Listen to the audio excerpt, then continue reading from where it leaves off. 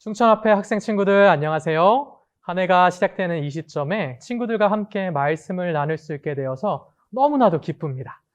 오늘부터 시작되는 3번의 말씀을 준비하면서 어떤 말씀을 좀 함께 나누면 좋을까 생각하다가 1년을 시작하는 바로 이 시점에 목사님이 처음 신학과에서 공부를 시작하던 대학생 시절이 생각이 났습니다. 신학에는 여러 부분이 있어요. 성서신학도 있고 조직신학도 있고 역사신학도 있고 실천신학도 있지만 하나님의 말씀을 가장 처음 접하면서 그때 가장 먼저 배우고 알아야 될 것은 예수님께서 주시는 교훈과 말씀이었습니다. 그래서 사실 지금은 신학과가 어떻게 바뀌었는지 모르겠지만 목사님이 처음 대학교에 들어가서 수업을 들었을 때 처음 배웠던 과목의 이름은 예수님의 생애와 교훈이라는 과목이었습니다. 마태, 마가, 누가복음을 중심으로 예수님의 생애와 그분께서 주시는 교훈들에 대해서 배우는 것이 신학과의 시작이었습니다. 그래서요, 저도 친구들과 함께 예수님께서 주시는 교훈들을 나누기를 원합니다. 이번에는요, 특별히 누가복음 속에 나타난 3가지 이야기를 통해서 예수님께서 주시는 교훈의 말씀을 나눠보도록 하겠습니다. 우리 함께 성경을 펴시고 누가복음 5장 1절로부터 11절의 말씀을 읽도록 하겠습니다. 무리가 옹이하여 하나님의 말씀을 들을새 예수는 게네사렛 호숫가에 서서 호숫가에 2 배가 있는 것을 보시니 어부들은 배에서 나와서 그물을 씻는지라. 예수께서 한 배에 오르시니 그 배는 시몬의 배라. 육지에서 조금 뛰기를 청하시고 앉으사 배에서 무리를 가르치시더니 말씀을 마치시고 시몬에게 이르시되 깊은 데로 가서 그물을 내려 고기를 잡으라. 시몬이 대답하여 가로되 선생이여 우리들이 밤이 맞도록 수고를 하였으되 얻은 것이 없지만은 말씀에 의지하여 내가 그물을 내리리이다 하고 그리한즉 고기를 애운 것이 심히 많아 그물이 찢어지는지라. 이에 다른 배에 있는 동무들에게 손짓하여 와서 도와달라 하니 저희가 와서 2 배의 채움에 잠기게 되었더라.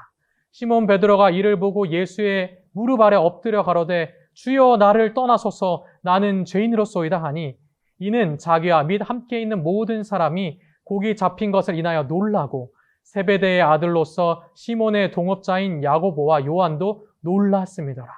예수께서 시몬에게 일러 가라사대 무서워 말라 이제 후로는 내가 사람을 취하리라 하시니 저희가 배들을 육지에 대고 모든 것을 버려두고 예수를 쫓으니라. 한 해가 시작하면 늘 새로운 결심들을 합니다. 그런데 그 결심처럼 정말로 적극적으로 시작하는 건 마음처럼 쉬운 일이 아닙니다. 마음속으로 이번에는 꼭 해야지 결심하지만 실제로 시작하는 일은 다른 것이죠. 그래서 우리나라 속담에 이런 말이 있죠. 시작이 반이다. 그만큼 시작이 중요하다는 이야기입니다. 또 저기 멀리 그리스의 철학자인 아리스토텔레스도 좋은 시작은 이미 반은 하신 것이다. 이렇게 이야기를 하고요. 또 영어 속담에도 제가 영어로 한번 멋지게 읽어볼게요. 이렇게 얘기합니다. A good beginning is half of battle 이라고 이야기하죠. 좋은 시작은 전투의 절반이다. 이런 표현입니다. 그만큼 마음 먹은 것을 시작하는 것이 매우 중요하다는 일이겠죠. 일단 시작을 해야지 일을 진행할 수 있기 때문입니다. 저도요, 근 몇 년간 매번 마음 먹은 일이 있는데 잘 시작을 못했어요. 그것이 무엇이냐면 바로 다이어트입니다. 마음은 늘 먹는데 시작하는 것이 정말 쉽지가 않습니다.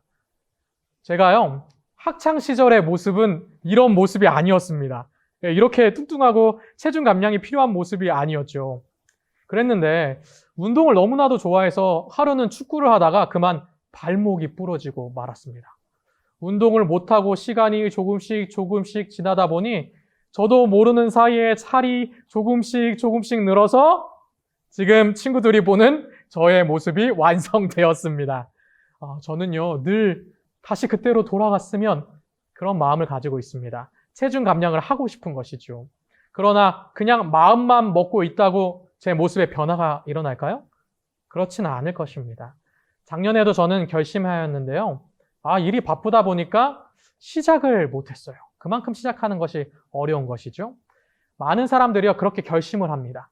아, 내일부터는 진짜 시작해야지.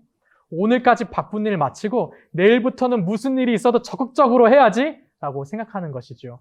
그리고 내일이 모레가 되고 모레는 한 달 뒤가 되고 한 달 뒤는 1년이 되고 1년은 그냥 지나가 버리는 것입니다. 그래서 저도요, 올해는 정말 체중 감량하는 일을 시작하자 그렇게 결심하고 일을 하기 위해서 한 가지 일을 시작했습니다. 그것은요, 매일 아침 운동을 하는 것이죠. 새해가 시작된 한동안 저는 그렇게 매일 아침 운동을 했습니다. 그런데 또 코로나로 인하여 운동장이 폐쇄된 이후로는 또 당분간 못하게 되었습니다. 그러다 보니 또다시 어떻게 됐을까요? 살이 조금씩 빠지고 있었는데요.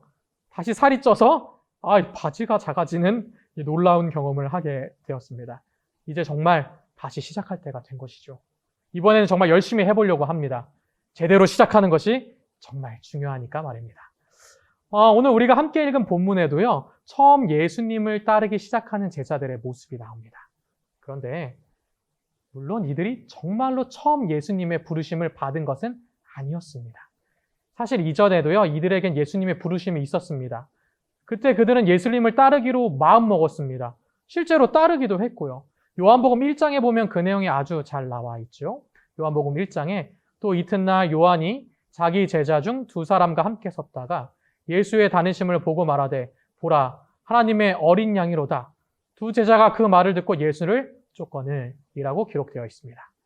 요한복음 1장에서 이미 제자들은 예수님을 따르고 있습니다. 그런데 지금 요한복음 1장에 나오는 본문의 내용과 오늘 누가복음의 내용은 어쩐지 굉장히 달라 보입니다. 둘 다 제자들을 부르시는 내용인데 이 내용의 배경의 무대가 전혀 다릅니다. 사실요, 요한복음 1장의 이야기는 오늘 누가복음 5장 이전에 일어났던 이야기입니다.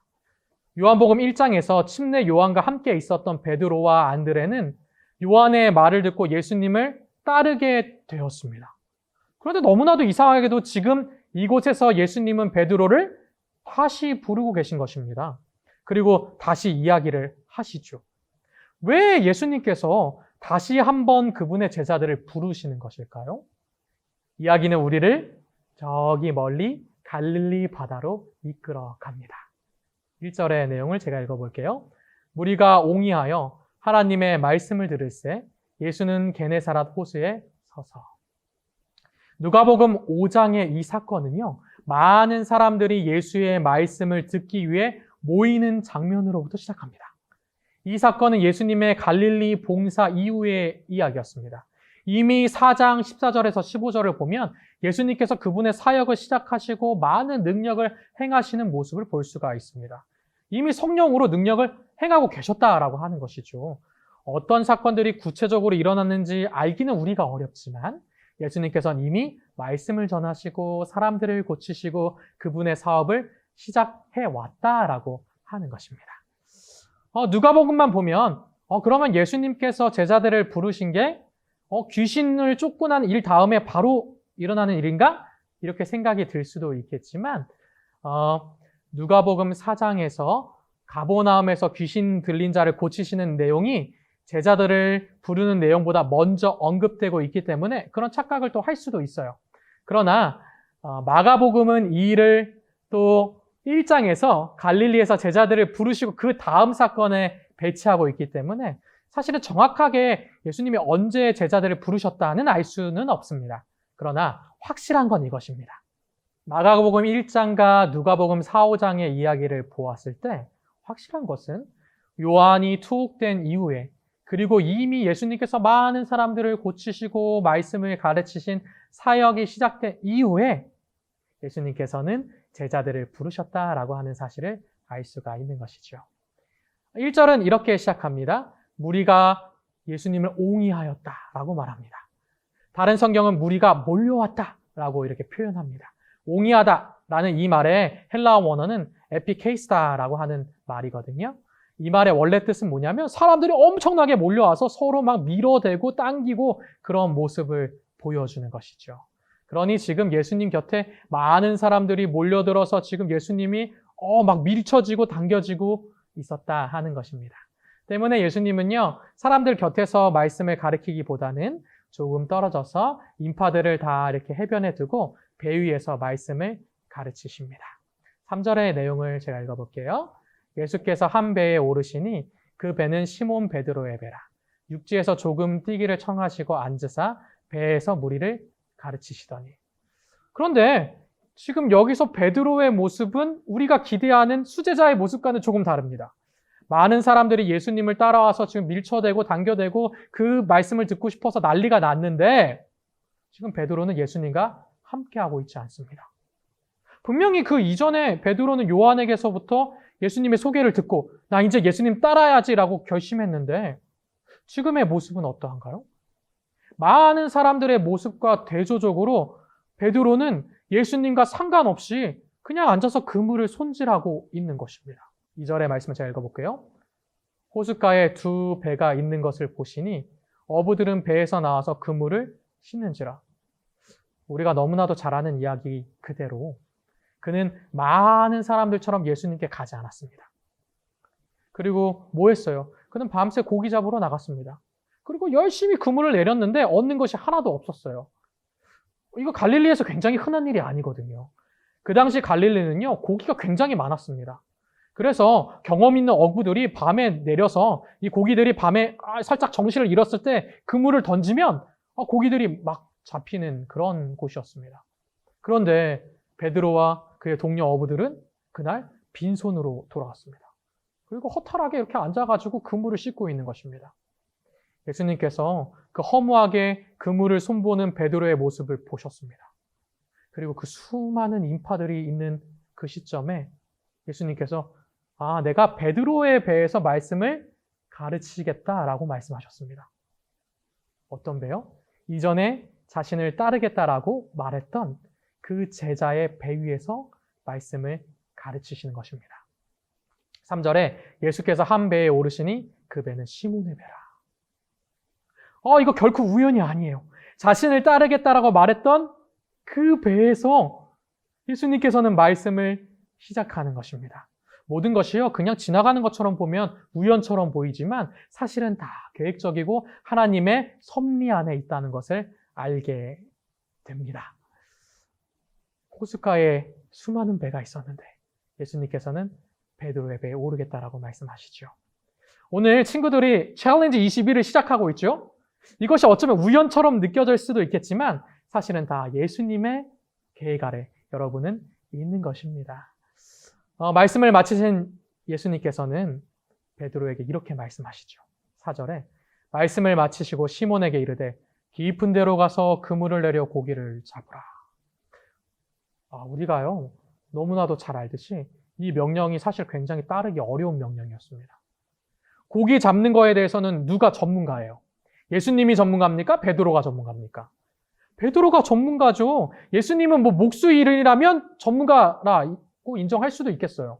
그렇지만 고기 잡는 일은 베드로가 전문가입니다. 그리고요, 고기는 낮에 잡기 굉장히 어렵습니다. 낮에는요, 그물 내리는 게 다 보이기 때문에 고기들이 다 피해 도망가 버립니다. 그리고 고기는 어디에 많이 있을까요? 깊은 곳에 있을까요? 얕은 곳에 있을까요? 네, 고기는요, 적당한 깊이의 얕은 곳에 살고 있습니다. 무엇보다도 가장 귀찮은 일은 무엇이냐면요, 이미 베드로는 그물 손질을 끝냈다고 하는 것이죠. 다 청소했는데 다시 고기 잡으러 가면 또 청소해야 됩니다. 그런데 예수님께서 지금 뭐라고 말씀하세요? 깊은 곳으로 가서 그물을 내려 고기를 잡으라고 말씀하십니다. 그런데 시몬은 이렇게 대답하죠. 5절입니다. 시몬이 대답하여 가로되 선생이여 우리들이 밤이 맞도록 수고를 하였으되 얻은 것이 없지만 말씀에 의지하여 내가 그물을 내리리이다 하고. 그런데 베드로는 뭐라고 대답해요? 네, 예수님 제가 순종하겠습니다. 말씀에 의지해서 그물을 내리겠습니다 라고 말합니다. 결과는 어떻게 됐을까요? 6절이 보여주죠. 그래한즉 고기를 애운 것이 심히 많아 그물이 찢어지는지라. 순종의 결과는 기적이었어요. 엄청난 것을 얻었습니다. 밤새 수고했을 때는 아무것도 얻을 수 없었지만은 순종했을 때는 그물이 찢어지는 것이죠. 우리 충청학회 학생 여러분, 그동안의 우리의 모습은 어떤 모습이었습니까? 예수님을 따르겠다라고 말하였으나 전적으로 따르지 못하지는 않았나요?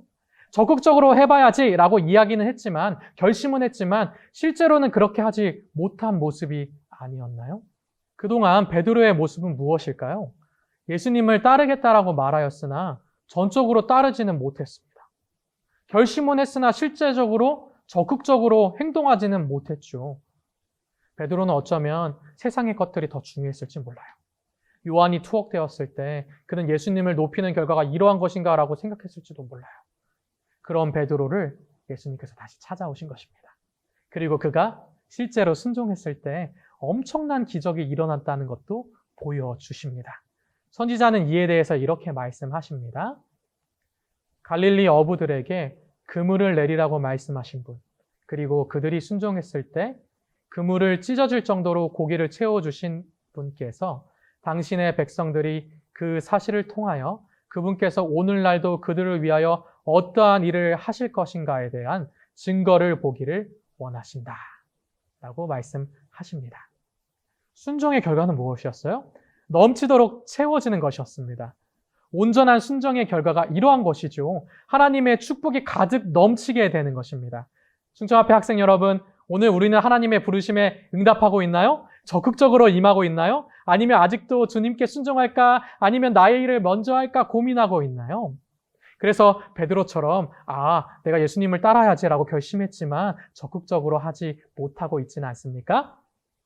친구들, 오늘 주님께서 우리를 부르고 계십니다. 이번 챌린지 21이 챌린지 21이 아주 좋은 시작이 되리라고 믿습니다.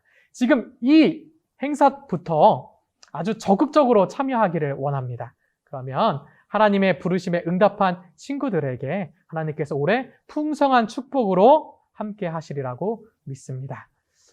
순종을 통해 기적을 경험하니 베드로의 마음이 어떻게 됐어요? 완전히 변화되게 되는 것입니다.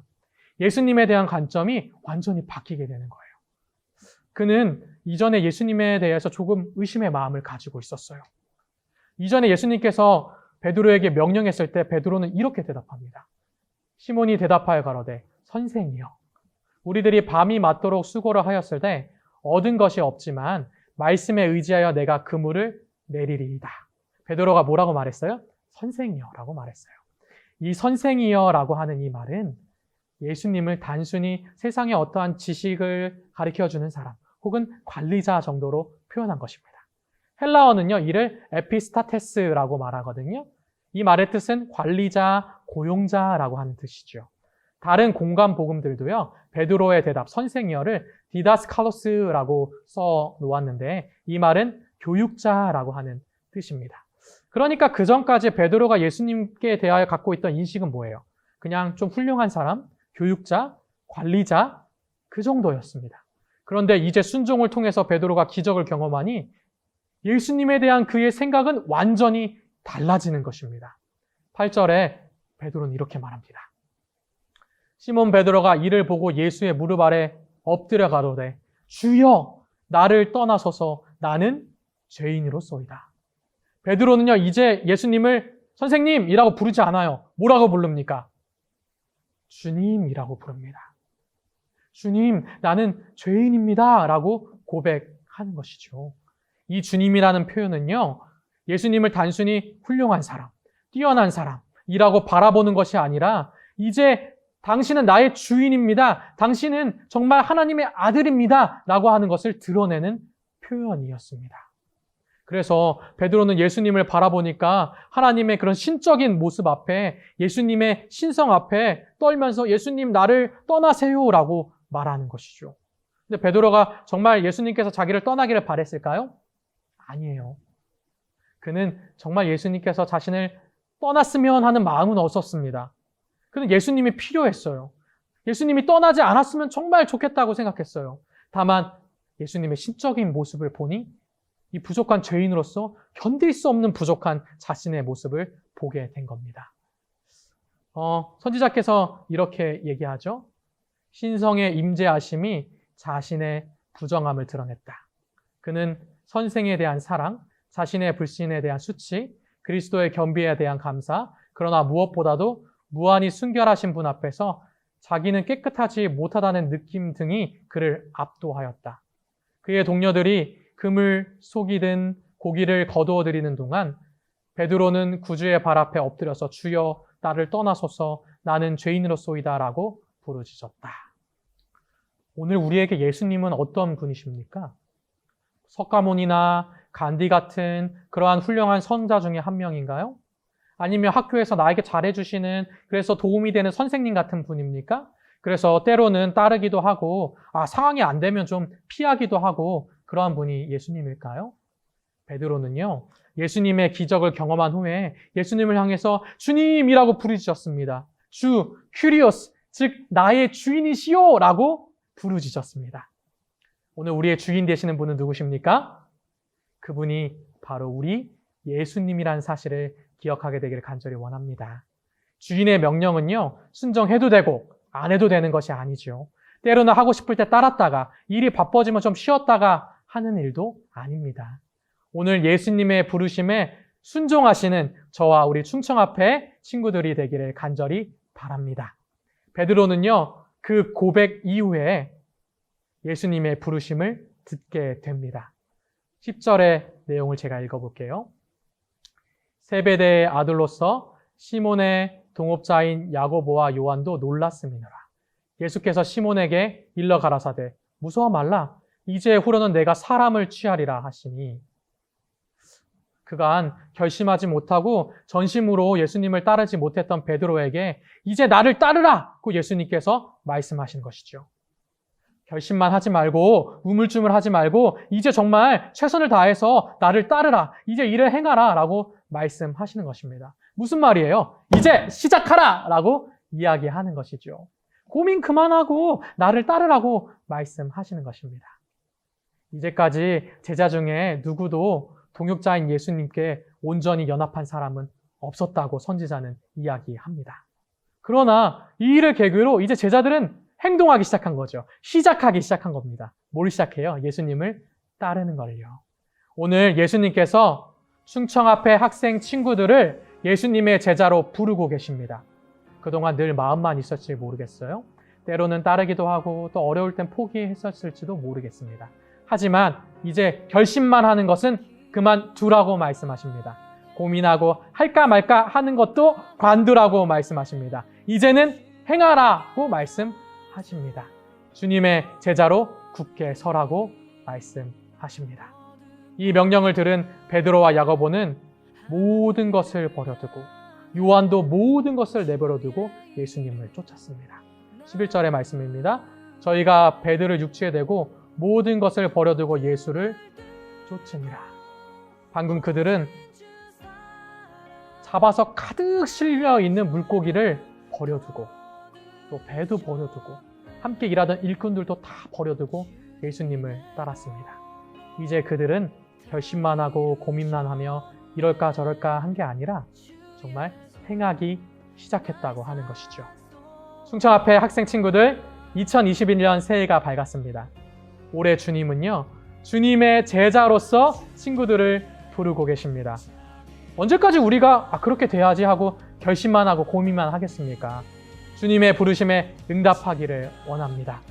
이 챌린지 21이 우리 친구들에게 아주 좋은 시작이 될 것입니다. 올해 주님의 부르심에 행함으로써 응답하시는 저와 친구들이 되기를 간절히 바라면서 말씀을 줄이겠습니다.